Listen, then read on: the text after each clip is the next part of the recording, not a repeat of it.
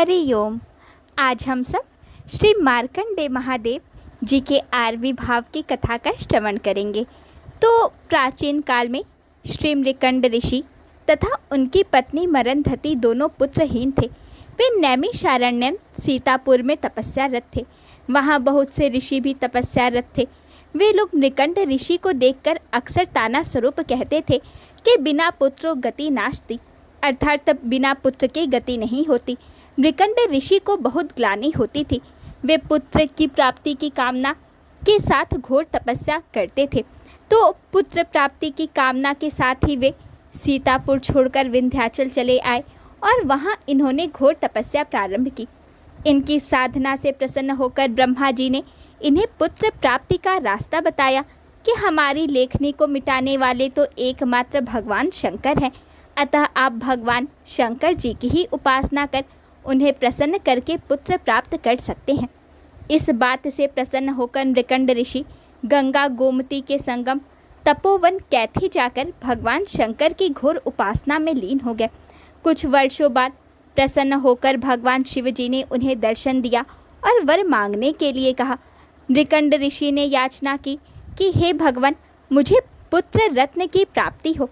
इस पर भगवान शिव ने कहा कि तुम्हें अधिक आयु वाले अनेक गुणहीन पुत्र चाहिए या फिर मात्र 16 वर्ष की आयु वाला एक गुणवान पुत्र। मुनि ने कहा कि हे प्रभु, मुझे गुणवान पुत्र ही चाहिए। समय आने पर मुनि के यहाँ मार्कंडेय नामक पुत्र का जन्म हुआ। बालक को मृकंड ऋषि ने शिक्षा दीक्षा के लिए आश्रम भेजा।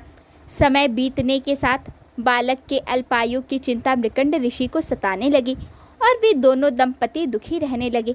मार्कंडेय जी को माता पिता का दुख न देखा गया। वे कारण जानने के लिए हठ करने लगे। बाल हठ के आगे विवश होकर मृकंड ऋषि ने सारा वृत्तांत कह बताया।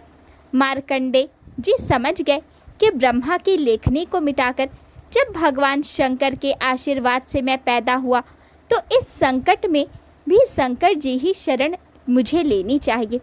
तो मार्कंडेय ऋषि जी ने गंगा गोमती के संगम पर बैठकर घनघोर तपस्या करनी प्रारंभ कर दी। शिव पार्थिव वाचन पूजा करते हुए उम्र के 12 साल बीतने को आए।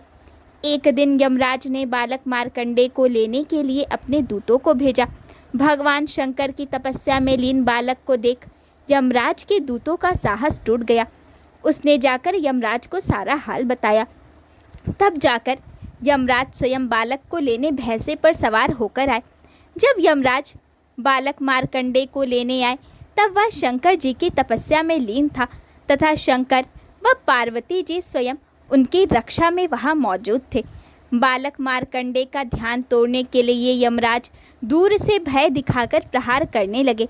तब मार्कंडेय जी घबरा गए और उनके हाथ से शिवलिंग जमीन पर जा गिरा।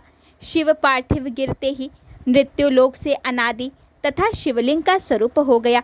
यमराज का त्रास देखकर भगवान शंकर अपने भक्त मार्कंडेय की रक्षा करने हेतु वहां प्रकट हो गए और मार्कंडेय को यमराज से बचाया और यमराज को सचेत करते हुए कहा कि चाहे संसार इधर से उधर हो जाए, सूर्य और चंद्रमा बदल जाए, किंतु मेरे परम भक्त मार्कंडेय का तुम कुछ अनिष्ट नहीं कर सकते।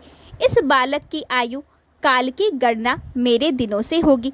तो इस प्रकार भगवान शंकर ने मार्कंडेय जी को भय से मुक्त किया और उन्हें चिरंजीवी होने का आशीर्वाद दिया। तभी से उस स्थान पर श्री मार्कंडेय महादेव जी की पूजा की जाने लगी। ऐसी मान्यता है कि भगवान शिव यहाँ आने वाले अपने सभी भक्तों की समस्त कामनाओं को पूर्ण करते हैं। ओम शांति शांति शांति।